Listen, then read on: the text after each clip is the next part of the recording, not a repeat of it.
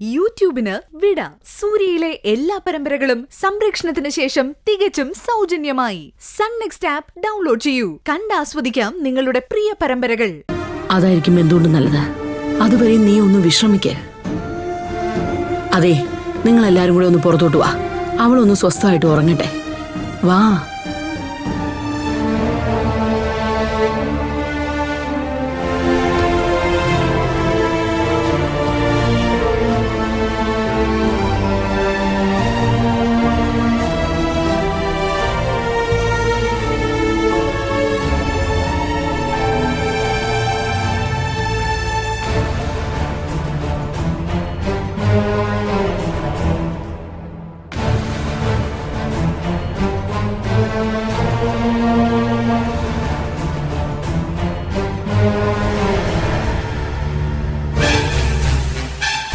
സേതുവേട്ടന്റെ സ്ഥാനത്ത് ഈ ഞാനായിരുന്നെങ്കിലും നിങ്ങൾക്ക് ഇത് തന്നെ ചെയ്യാമായിരുന്നു.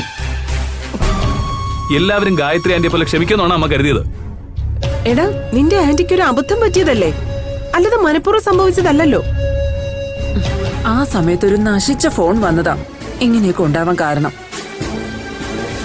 മോനെ, നിന്നോട് ചോദിച്ചിട്ട് ഭാവനയെ കൊണ്ടുപോയാൽ മതി ഞാൻ പറഞ്ഞതാ. എന്നിട്ടും സേതു അത് കേട്ടില്ല. കേൾക്കില്ല അച്ഛാ. കൂടപ്പിറപ്പുകളോട് സ്നേഹമുള്ള ഒരാളും കേൾക്കില്ല. ഞാനും മാനസയും കൂടി പുറത്തു പോയെന്ന് അമ്മയ്ക്കും ആന്റിക്കും അറിയായിരുന്നല്ലോ.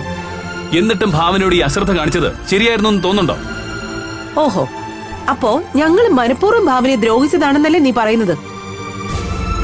ഇവിടെ നടന്നൊക്കെ പുറത്തുനിന്ന് ഒരാൾ കേട്ട മനഃപൂർവ്വമാണെന്നേ പറയൂ. ഭാവനയില്ലാതെ ഈ വീട്ടിൽ ഞാൻ കഴിയുമെന്ന് ഒരിക്കലും അമ്മ കരുതണ്ട. സൂര്യയുടെ വിഷമം നമ്മളെല്ലാം മനസ്സിലാക്കണം ആന്റി. ആരുടെ അശ്രദ്ധ കൊണ്ടാണെങ്കിലും തെറ്റ് തന്നെ. നീ ഇനി അങ്ങനെ പറയല്ലേ. ഇനി നിന്നോടാവും ഇവർക്ക് ദേഷ്യം.